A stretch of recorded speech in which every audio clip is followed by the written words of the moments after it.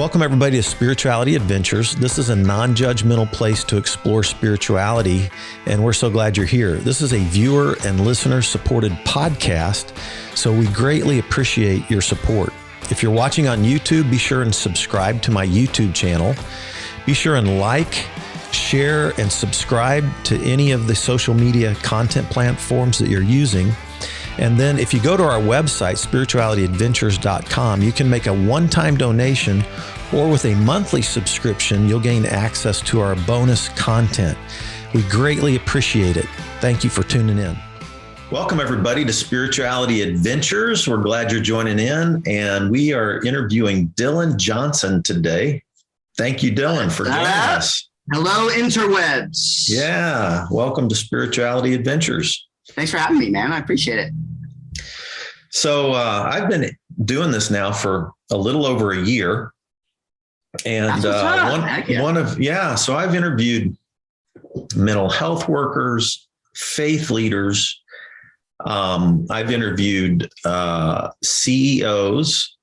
I've interviewed a bunch of musicians and a lot of the I've seen some of my friends on the a lot of the top independent musicians. I've interviewed a couple of 2 or 3 rap hip hop guys in the rap hip hop community in Kansas City. So I, you know me, I've loved music for a long time, even though I can't play or sing. Man, you still got time. I'm like the ultimate fan, right? So at any rate, but always been a fan of yours, Dillon. Well, and I appreciate the love. Ever since I first heard you drum, I'm a big fan of you, bro. Yeah. So it goes either way. Yeah. So let's introduce yourself to the audience. Kind of let people know where you grew up and how we connected early on. Mm-hmm. Well, I'm Dillon Johnson. Most people know me as a drummer. Good Lord. I was born in Shawnee, Oklahoma, out of all places. I moved quite a bit as a kid. My dad's work, we kind of bebopped around town quite a bit, or the nation, I should say. And but home was always Kansas City. That's where my family's from. My mom and dad are actually from St. Joe, and met up there as teenagers, I believe. I think my mom was just getting into college. I think she was a freshman. So, but yeah, they got married, obviously had me, and then all that jazz, but which I went backwards on that. I'm kind of going back in time, but yeah, so grew up in Kansas City. Parents, amazing. You couldn't ask for better parents. Still same way, I love my family to death. And, we grew up, I was raised in a family of drummers. My grandpa, which actually, hold up. I got it. My grandpa right here. Oh, sweet. Was part of the Gay Warren Trio, and they all awesome. Yeah, they all played together, and he bought a drum set. For those who are listening, Dillon just showed us a picture of his grandpa. So yeah, cool. Awesome. And he was the drummer with them. He was a drummer. Okay. And he's got pictures of him as a little kid to where his eyeballs are just above a bass drum, looking over it. And it's got all these cowbells and everything. But my grandpa likes to take a lot of pride on that one. It's like, yeah, I started the drummer thing, which he did. He did. I can't take that away from him, And so music was always in the household. My uncle played drums and was obsessed with sound. He was the guy that would throw house parties and then connect all the speakers around, so the whole house was listening to the same song, at the same time. So you had that side. And then you had my dad, who was, played as well. And, all my cousins, everybody have played at some point, but I was the one that I became absolutely obsessed with drumming when I was in 2nd grade. We moved to Casper, Wyoming during that phase of my life where we were moving quite a bit. And, I remember trying to figure out who I was even back then. I've always been very conscious of that, I guess, like, how am I developing? I'm always a self-help, like self-books and all that, I'm always curious about my state of mind.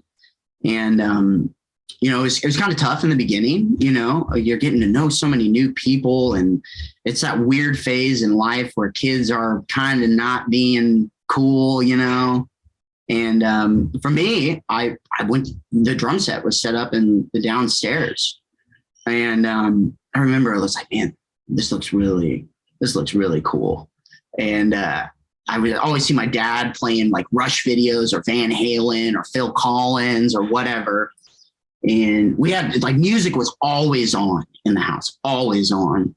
And I just put on the headphones and I'd just be like absolutely hooked. Just immediately from the get-go, the process of trying to figure out a song, like just by the sonics of it, I was like, this is it. And I remember the first like album that I was listening to was the Balance album by Van Halen, which nobody listens to, but it had that like this, it sounded like chanting, like tribal chanting in the beginning. And it would always freak me out as a kid. But the thing I was like, no, I'm going to stick it through because this song's cool and I want to learn the seventh seal.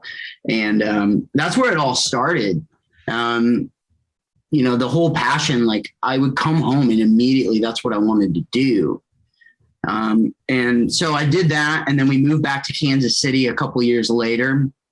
And I started taking drum lessons from Dr. Dennis G. Rogers. What up, Dennis? Hey, Dennis. Literally one of the best educators and most importantly, one of the best kind of people that you can ever meet. Let's take a second and talk about Dennis because, I met Dennis I don't know how old Dennis is. Mm-hmm. I'm 60. My dad's 86. He's getting up there. I think he's a couple of years ago. Between my dad's age and my age, because the church I grew up in Kansas City was Park Hill Baptist Church. Mm-hmm. And Dennis went to Park Hill Baptist Church when my family went to Park Hill Baptist. So my dad has known Dennis Rogers for decades. Man. And I only knew him really through my dad. I know we'd met and he's followed my path, through the years. But, after we got Vineyard going, every drummer that I had, it seemed like, from Brandon, right? Yeah. I can't, it's just like drummer after drummer after drummer after drummer, all worked with Dennis, Absolutely. I mean, he was like the guy. Dennis,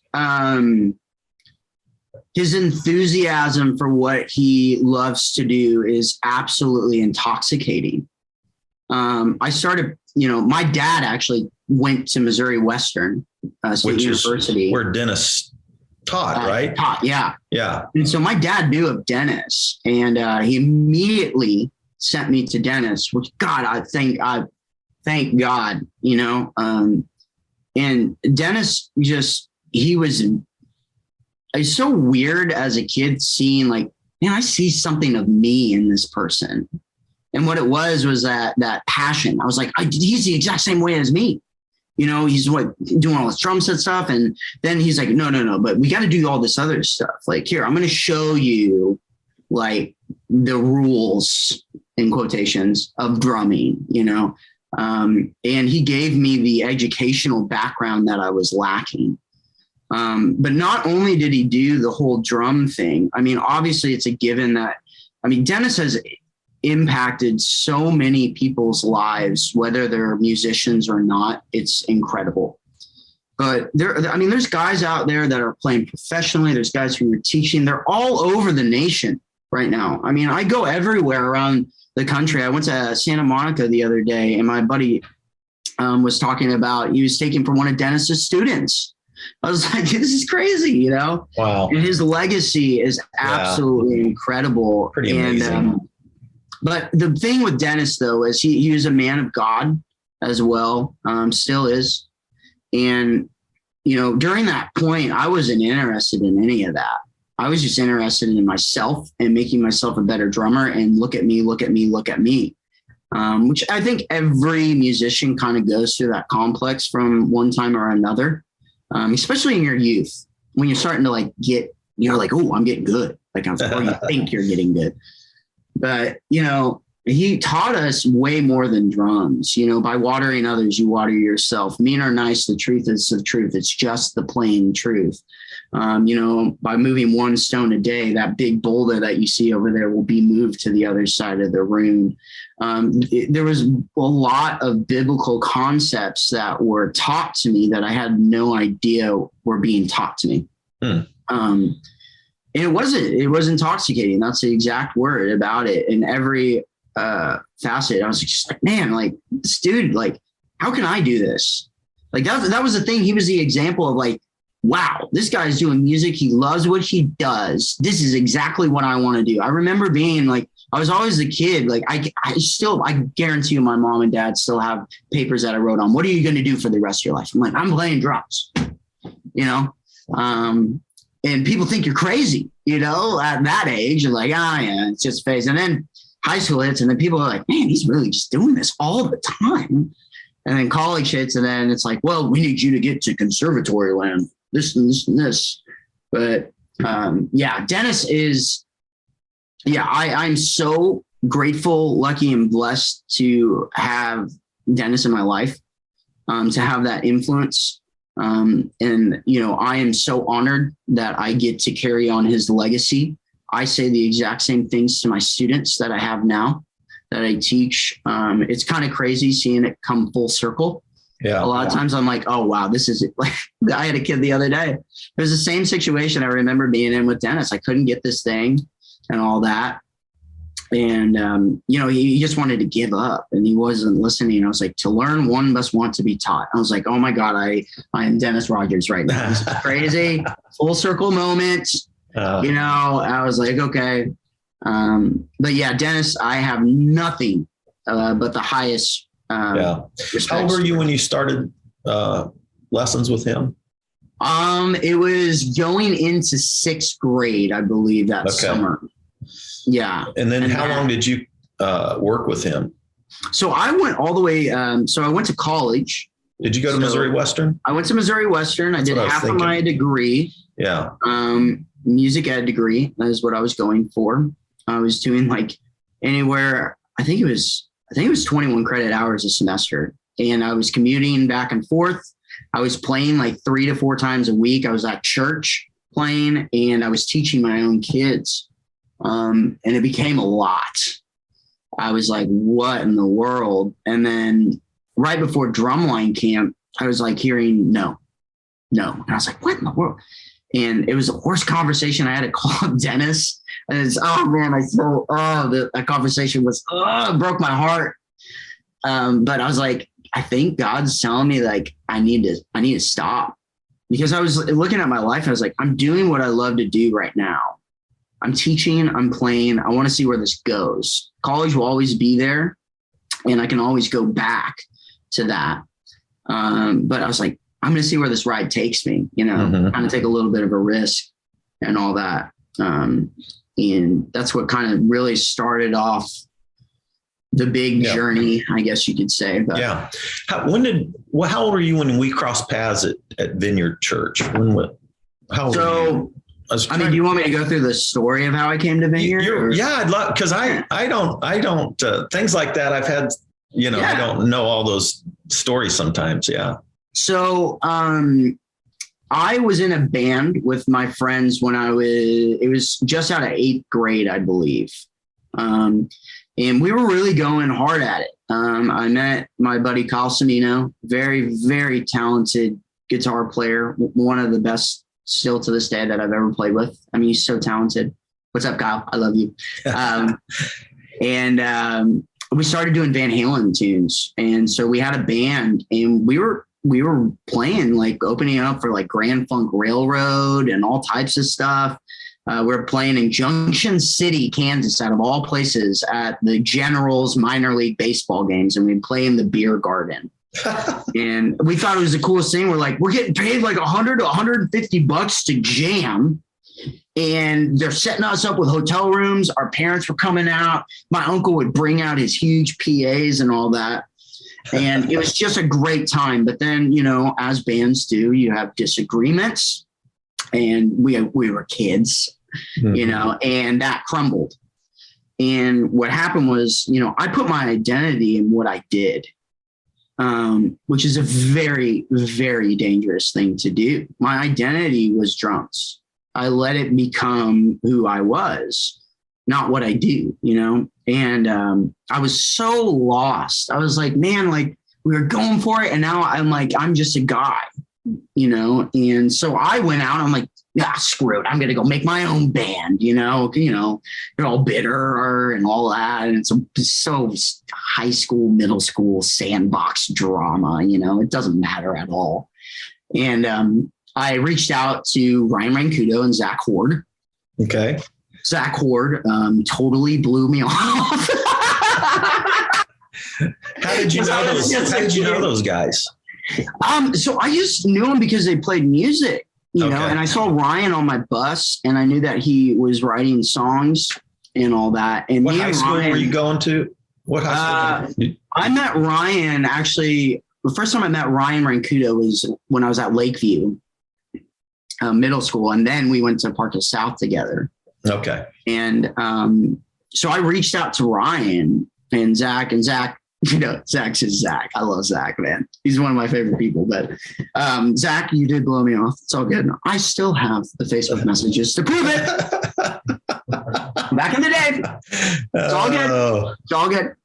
But Ryan Rancudo, I hit him up and I was like, man, like, dude, let's jam. And he came over and it started that. And I need to get Ryan on here. I haven't. Yeah, Ryan did an event with me back in April of last year. But I need to get him on here. Anyway, go ahead. Absolutely. Yeah. So you and Ryan are jamming. Yeah. So Ryan's one of my best friends, by the way. Ryan, he started playing. He's like, hey, bro, you want to play at church at the youth group? And I was like, you know, because at that point I really was like, I was an atheist. Like I did not believe in God. I can even remember vividly. I was in my dad's old like tan chair in the bedroom. And I was like, dude, this God thing is stupid. He does not exist at all. Like these people are being manipulated, if I could talk. And I'm not buying it, you know? And that was probably a year before I met Ryan. And then we started jamming and I was like, you know what? I have no other musical place or outlet. I guess I gotta go here. And I walk into Vineyard and I'm like, dude, this place looks dope. Like it looked like, you know, you had the diner seating in the youth room. There was instruments and a drum set. And, you know, for me, before that, I only went to church a handful of times before that. And I was raised with, you know, biblical values and morals. So it wasn't like I was unaware of those or like a horrible person. I just didn't believe in God. But, you know, I would see my cousins get confirmed and we had to dress up and then this kneel down, up, down, at, you know, Catholic church. And then my parents are like, you know, my dad came from a Lutheran background and I'm like, what in the world? These people in robes up here? Like, what is this? Like, and why do I have to dress up? Why is the music always, which I've gained a huge appreciation for now. I actually go to like old school churches now just for that. Yeah. Which is funny. But yeah, man, I was like, this is crazy. I walked into Vineyard and I was like, this is way different. And then I started meeting all these people and playing there. And I was really enjoying just hanging out. So community, who would have thought community could change your life? But I went to a summer camp and the whole time I was fighting it the whole time. I was feeling it the whole time. I don't know how to describe that feeling. But it was definitely something spiritual. And I was like, why do I feel like I'm always going to cry right now? You know, kind of thing. And I was like holding it back. And it was the last day of camp. And I remember I was sitting next to Grant Beers. Okay. And Spencer Hansen and Ryan Rancudo were playing just guitars and we're by the fire pit out there. Okay. And good Lord, I had the most amazing, crazy experience of my life right there. I felt absolutely just, and then that was like, I'm looking at Grant, I'm crying. I'm like, oh my God. He's like, dude, this is great. This is great, man. And because the thing is, we weren't really talking at all. Like we were just kind of sitting there and it just happened. And I really did feel the presence of God. That's the biggest way that I can describe that. Which is honestly completely, I can't describe it, but that changed my life. It absolutely changed my life. I was so like, wow, like the feeling of like absolute peace, joy, and love at the same time to like the million of whatever, you're just like, this is crazy. And for me at that moment, I remember like, all the politics, all the church BS, all that, it does not matter.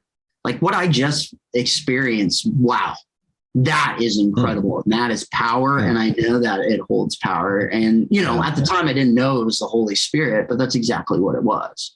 Yeah. And that's what it is still, but yeah, and that's how I got to Vineyard. And then I started driving a car. So then, Kurt Bartlett's like, hey, let's get some peeps coming over here, the younger crowd, started playing there. And Kurt, for the first couple of years chewed me out, which is the best thing he could have done. Thank God. Kurt helped me become the player that I am today with Steve Jones as well. And Jeremiah Toole, all those guys and tons of other people at Vineyard shaped me musically and spiritually. I mean, you being one of them, I remember like you were the first preacher or pastor or whatever that I remember like, wow, this guy is like speaking real stuff. Like I relate to this. But it was like a we thing more so than somebody's just like, hey, you need to do this and repent and blah, blah, blah. I was like so fascinated with the style of church because I've never experienced it before.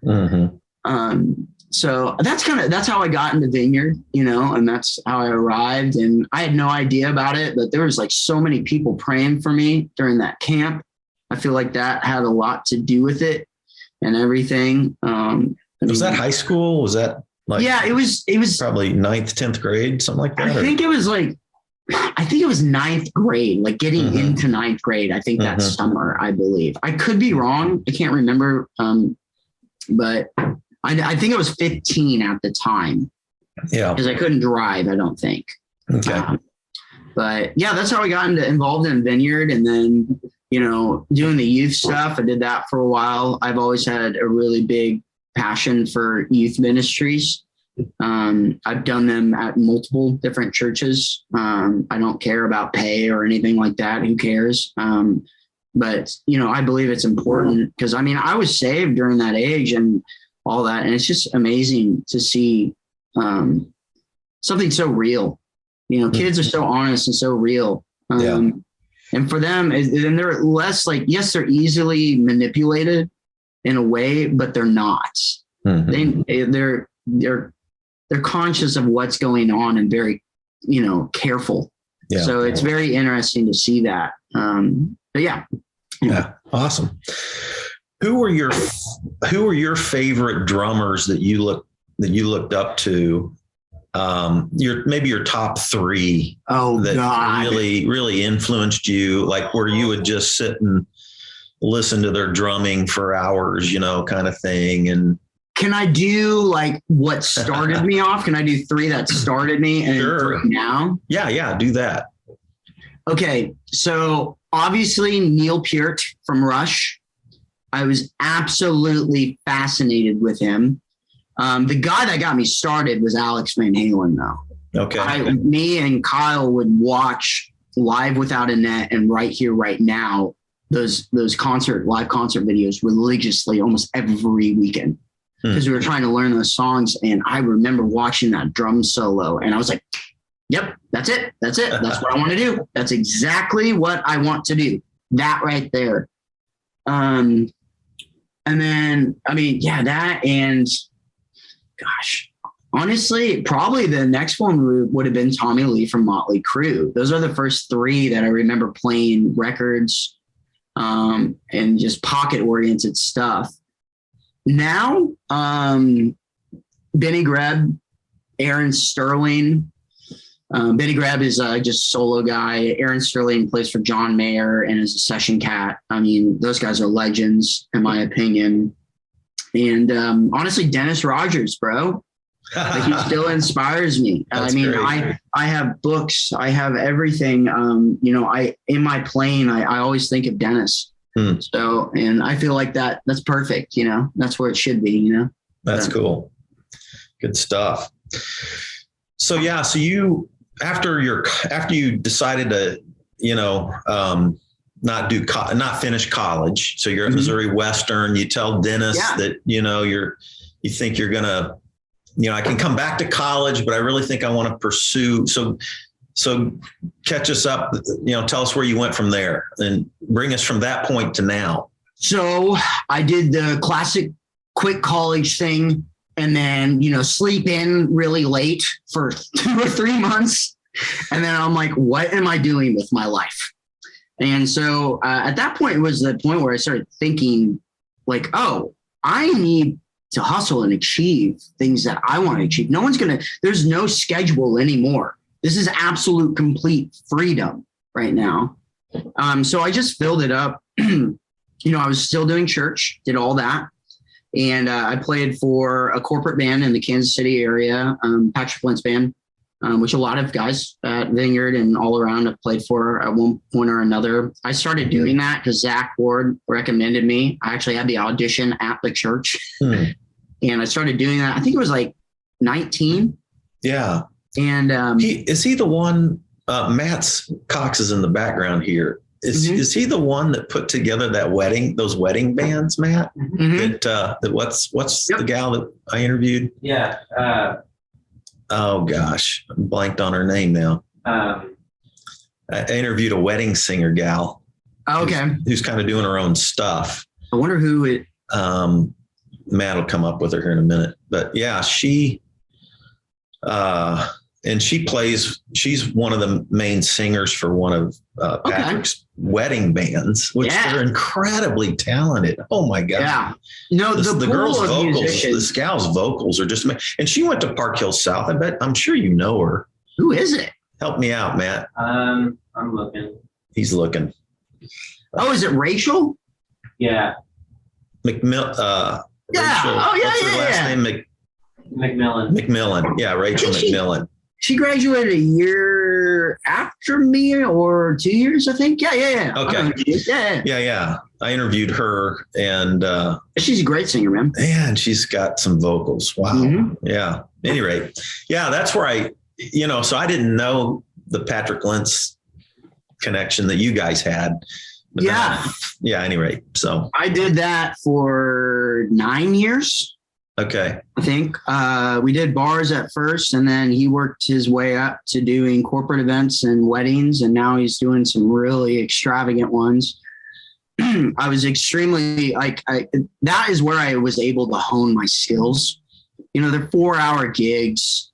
You're playing all these sets. It's like, okay, cool. You have some leeway to kind of do your own thing every once in a while and test things out. And that's kind of where and same with Vineyard is where I honed skills at. But I did that for a really long time. I thoroughly enjoyed the experience, but I knew that my time was coming to an end there. I was like, I was doing all this stuff in Kansas City. I was teaching, recording sessions, everything. And I was like, I feel like I'm stuck. Like I'm feeling like I'm plateauing. And for a couple of years, I had that feeling. And, I always wanted to move to Nashville, but I was just living in this state of fear of the unknown, which is very weird because normally I'm the guy that it's like, oh, yeah, whatever, let's do it. But it was just such a big thing, moving to Nashville, and throughout all this stuff, I started doing 50-50 from Kansas City to Nashville. I decided that, hey, I'm going to try this out. I want to see what's out there. And I did some stuff. I got hit up by the Swan Brothers. I did, some auditions with them. And that was like my first introduction to the town. Everybody was so cool. The level of professionalism. I was the least qualified person in the room, which was great. I was like, awesome. This is exactly where I need to be. I need to be the guy who knows nothing and is learning everything. Like, I didn't come to Nashville for the big gig or anything of that nature. I came to learn and grow. That was the main goal. It wasn't because of the big gig or anything. It would, that if it comes, which I guess in some way it has, that's great. And if that came along with it and I could do that, cool. But it was not about that. It would, or fame or blah, blah, blah. I just wanted to see how far I could take what I love to do. For me, you're in a town, Nashville, great recording artist, great recording going on there, right? So you could find some of the best people on the planet, basically. Oh yeah, and some of the best people are still in Kansas City, though. They're not all here, and I'm not going to act like Nashville is the be all end all. But this is where music happens. This is where copyright. I mean, there's a music row for a reason. It's literally nothing but studios, lawyers, anything, contracts, anything you can think of is right there. And the city is, the two biggest things in the city is music, obviously, and the medical field here. So there's a lot of people here. There is a lot of people, but they're like-minded people. The group of guys that I live with, we're all touring cats and we all have the same dreams, inspirations, and we want to learn and grow and continue it, like to be lifelong students. Right. But that's great. Yeah. So I moved, I decided to move to Nashville. How long ago was that? Yeah. Almost 2 years, 2 years ago. I moved to Nashville a couple of weeks before the pandemic hit. Okay. And it was crazy. It was absolutely crazy. I moved here. I was already kind of like, it's a big thing. I'm moving away from my family the first time because all my family's in Kansas City. I love all of them to death, and moving away from my friends. But I viewed it as like, hey, I'm going to double my family. That's what I'm going to go try to do. I haven't lost any of the relationships in Kansas City. I still hang out with those guys, keep in contact, but I was like, I'm going to come out here and double my family. And, I utilized the resources that I had. I was working for Jack Spooner at Paradise Productions for a while, helping them out. And they were totally cool. Like when I got the job, I told them, I was like, hey man, in the next couple months, I'm moving to Nashville. Are you okay with that? And, he was so cool about it. And obviously COVID hit and things happened and all that. Nothing bad or anything. Right. Just, lost that. And I'm sitting here in a new place right here where I'm at in Franklin. And I'm like, oh my God, like there's no gigs, no tours, there's nothing. Yeah. What am I going to do? Right. And, I made it work. And then, I got a job teaching at School of Rock. Which everybody told me was going to be impossible. In Franklin? Or in downtown? So I live in Franklin, but I teach at the Nashville School of Rock. Okay. And I love teaching. I love my kiddos. It's been an absolute joy to work there. And I continuously work there even through tour season, which I'm extremely grateful for.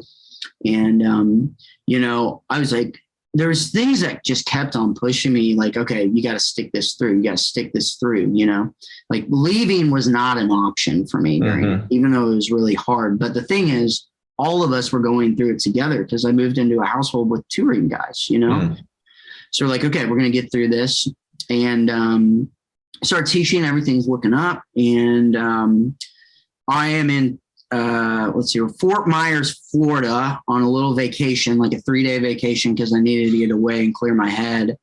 And with my best friend, Tim Albright. And I get a call and it's like, hey, hi, Colton Dixon needs a drummer. And would you like to do it? I was like, yeah, absolutely. And they're like, great, rehearsal start when you come back. I was like, okay. So I had like a couple of days really to get the whole set done and all that. And got dinner with Colton and all that. And ever since then, I've been playing for Colton Dixon. So it's been about 6 months doing that. Maybe a little. Yeah, about that. And tell our audience, for those who aren't familiar, like about the band that you're playing with. Yeah. So Colton Dixon was on American Idol in, I believe, 2012. Don't quote me on that, but I believe that's when it was. And he placed 7th in American Idol. He was the guy with all the crazy hair, the blonde hair, if you remember that, spiky blonde hair, and Christian dude. So it is contemporary Christian music is what I'm in. And so he did that, and he's been doing music ever since and been pretty relevant in the CCM world. Mm-hmm. Colton is an amazing, amazing person, absolutely genuine. And what you see is what you get with Colton. And so we had dinner, and, because I'm always weary of just everything. I want to make sure that I'm working with, that was another thing coming here. I wanted to do music, play music, and play music with the people that I wanted to play with, and we just hit it off, started talking about movies like crazy. We're both movie buffs, and that's kind of where it happened. But yeah, Colton's a great dude. I love Colton. John, he's in our band as well, and our band, and whatever that means. John, he's a great dude. We have a really good crew of dudes. I'm extremely grateful and blessed to do this for a living. It's been quite the ride. We just started the Winter Jam tour. So 41 dates, January, February, and March. Yeah. Thursday through Sunday. And it's tell people how to, where do they, just give them, where do they find your touring dates? Where is there a website? Yeah, I mean, all of us have posted them on any social media outlet that you can possibly think. If you just search Winter Jam 2022, it'll pop up.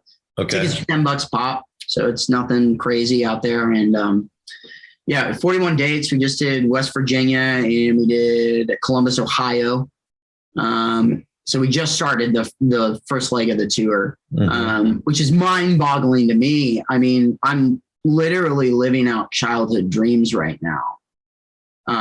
T-Mobile Center is it's in February, and that blows my mind, because that's been the dream since I was a kid, is to play. That's the place I've always wanted to play, and it's crazy to think that is going to potentially, maybe, possibly kind of happen. Yeah. But through this whole process, I've tried to not make it, I don't want this to be about me. I really could care less. I'm the dude who sets out a kit on a stage, but I always say it's this is a we thing. I just see it from a different angle, there's the audience and the band are together. It's viewed in a separate light for some reason, but we share that moment together. That concert will never happen ever again. Even though we've rehearsed it or whatever, that moment in time never happens again. And what we get to do is, have people who are stoked to see live music come out, and they forget about all their problems and worries, even if it's for our 20-minute set. That is all worth it. And for me, though, being able to inspire, like I said earlier, I think during that one other part of the interview or whatever, the biggest thing a musician can do is inspire another.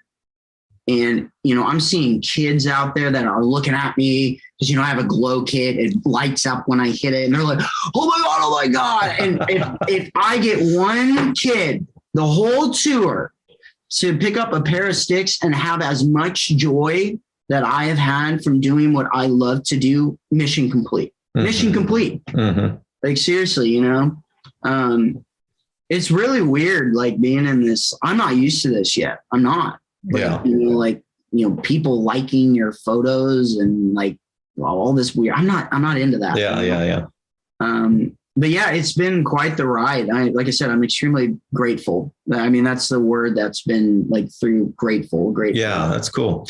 So you're teaching at School of Rock, Nashville. You're you're touring with Colton Dixon right now. You've also done some studio recording work. Is that right? Yeah, I've done some of that. Nashville? Yeah, not as much in Nashville. Okay. We're getting there. Okay. Session work here is, there's legends in town. Mm-hmm. So everybody takes the first 5 guys. And if they're not, then it's the first 10 guys, right? I have done sessions here, and doing that. Not saying that I haven't. But I was doing sessions in, Kansas City a lot, still do. I'll come back and do those. I write my own stuff a little bit. We're getting going on that. And who are you doing that with? Just myself right now. I'm just in the writing process of a drum EP and then something else that I'm determining what I want to do with it. We'll see if I put my name on it or not. I probably won't. You probably won't even know it's me. Honestly, that's kind of the charm of it. So, but those are just side projects right now. Mainly I'm focusing on, I have a couple drum books that I'm working on creating, and it's probably looking like publishing's probably the next step on finding that kind of stuff out or getting that stuff done. But yeah. Very cool. Very cool. So, yeah. So if people just Google Colton Dixon, or if they Google, what was the name? Summer? No. What do you call Winter it? Jam. Yeah. Winter Jam. Winter Jam. Yeah. Winter Jam. My Instagram's Dillon Johnson Music. Pretty simple. Yep. Dillon, because I spell it right. Just saying.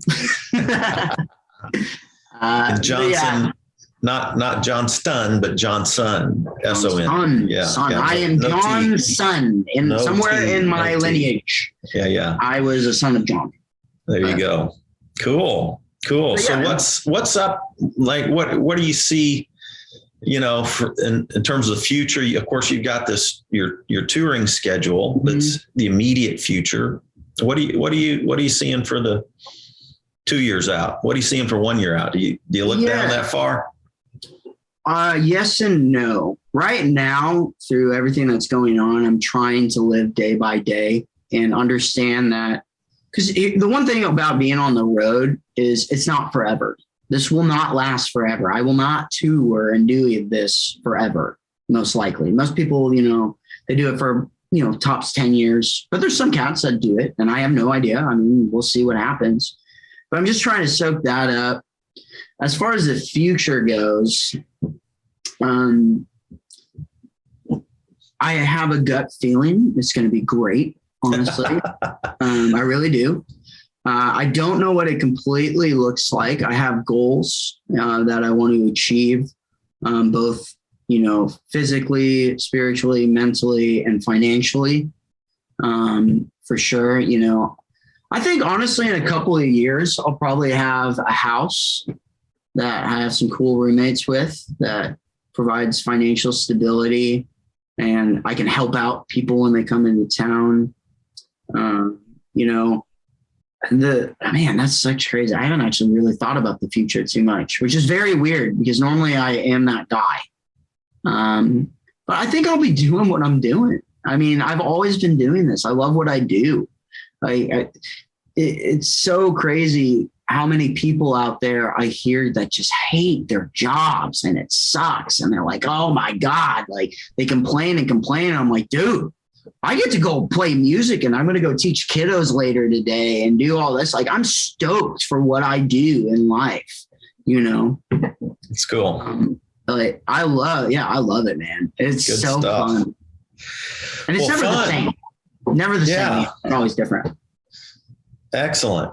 Man, well, thanks so much for taking time to do this interview. Absolutely. How about, is it possible? I know the folks that are watching right now, we chatted about this. Do you think it's possible you want to try to run a solo or something like that for us? I have a low volume kit over here. I might be able to play some stuff. Dylan's got a drum kit behind him right here. Okay. Let's see what happens. See what we can do. This is going to be a part of the interview. People are like, what in the world is happening? All right. This is where they're driving their car, cleaning their dishes, and just hang on for a minute. Right. I'll take you along for the ride to my room. Let's see. I don't even know. I don't even have a snare drum up. I'll have to get that guy going. Hold up. snare drum and pair of sticks. Everything's always packed up, you know? Right. And while he's doing that, his Instagram, Dillon Johnson Music, you can actually, like, you just last week, or I don't know, a few days ago, maybe, I can't remember, you posted probably a drum solo video, Dillon, that was close to an hour long. Oh yeah. I was on that was Facebook. Yeah. Was that on Facebook? Okay. Yeah, it was just me practicing. Every once in a while, there's this weird thing about, it's not because I'm like trying to show off. It's more so that it's knowing that people are watching to where that I'm put on the spot a little bit more. Right. You don't want to mess up. And then on top of that, you're like, oh, like this forces me to kind of like stay here. Yeah. You know? And so I watched a good chunk of that. Of course. Yeah. Well, you saw the drumming of the new Colton set is what you saw most of it. Yeah. I was wondering. Yeah, so half of it's like silence and me just going, you know? Yeah. I don't know. Like, can you hear this? You know, I remember, you know, I grew up in the 70s. And when I first started listening to rock and roll, I was listening to prog rock. Like, you keep getting ready, all right? Or if you're ready. But anyway, I was listening to, you know, like Kansas and Emerson, Lake and Palmer and Yes. And, you know, and then even, you know, Boston, Styx, Rush, those, you know, REO Speedwagon, any rate, but Kansas was my favorite. Alexa, turn bedroom warm white. And their drummer was a guy named Phil Earhart. Oh yeah. And he had one of those massive kits, you know. Oh yeah. And he, you know, and they'd have songs, you know, like one album could be 3 songs, you know. Oh yeah. And, for sure. And he would go off onto these super long drum solos. And I just listen to those things over and over. I can't drum, but you know, I can't play anything, but I would listen to these drum solos over and over again and just love them, you know. Well, drumming when I went to Kansas concert live, you know, it was so crazy to watch those guys play. It just amazing. Oh yeah. It's so cool, man. Like drums is so visual, so it's easier to latch onto, I feel like, than a lot of other instruments because you can visually see like. Yeah. Right. And then we always have that like poop face, you know what I'm saying? It's weird, like mushed up face for some reason, that stank face, as I call it, you know? But anyway, I have no idea if this is going to work. So let's just try it. Let's see what happens. Wait, hold up. You have. What do you think, Matt? Play it again.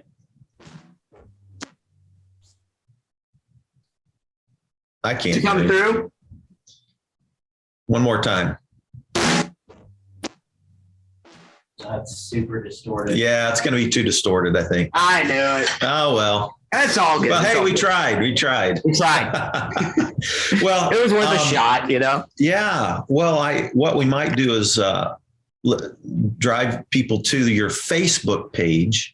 Go Facebook or Instagram. And had a great post there with you doing like a super long drum session, basically. Pretty much. Yeah. I mean, that's drum shedding it out, man. That's what I do. Check it out. Very, very fun to watch you do that. So, all right.